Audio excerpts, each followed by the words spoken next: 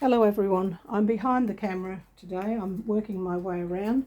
This is take 2. I forgot to take my glasses off last time and all you could see were those funny rings on my face. So behind me you can see a quilt that I've been working on that's on my design wall. The top's actually finished and it's sideways.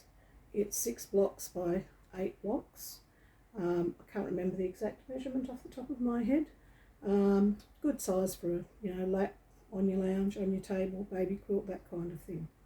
So it's meant to be made from scraps, and to do my test quilt, because I always test when I have an idea, I pulled out my box of boutique scraps, because I knew I had a lot of full strips and I wanted to use full strips for this. So if you have leftover binding strips, any of those things, I wanted to make sure that when you finish the class, you've learned how you can use diverse strips to make a nice to make a nice quilt. So what I've selected will be in a bundle like this, and you'll see there'll be a range of colours moving into that black and white.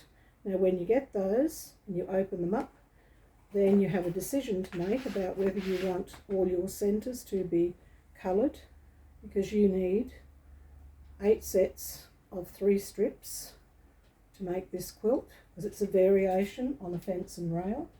So I thought that would be a very easy one to do. The only difference is that I have made a little change here to make it a little bit more interesting. So my plan for this one is that I will use all colours in the centre.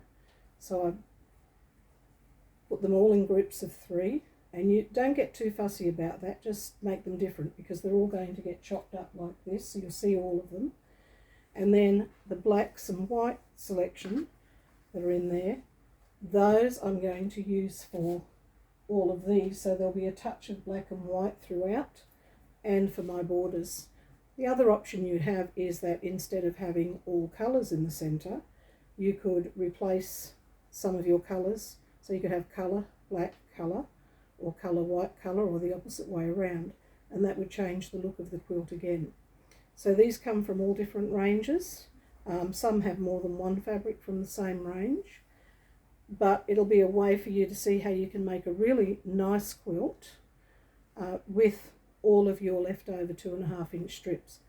And I'll also show you in the class how you'll be able to use shorter strips, which does take a little bit longer. This is a quicker way of doing it with the longer strips. So this will be available soon in the shop. And my thoughts were that this might be a December class, beginning of December class, because it will only need 2 weeks, like 2 lessons, and then you can finish the rest at home. So these will be available soon in the shop to buy. And I'm also going to tape in my way, which is not, I don't have all the gear, but you'll see what I'm doing. Everything that I start doing on it, now that I've practiced and I use these strips, I'll film what I'm doing, so those people who want to actually partake of the class but can't come in can actually do that at home on their own and just have a look at what I'm doing. So in that will be 35 strips, and that's enough to do exactly what I've done with 1 2.5 inch border. And then we can talk about in class other things that you can do with the same sort of pattern, how you can decrease, increase, change it a little bit. So I look forward to doing that one with you. It's a lot quicker than the round the world pattern, for those people who are wondering. This is just one you can do quickly if you want another one for a present. Okay, thank you. I look forward to seeing you all. Bye.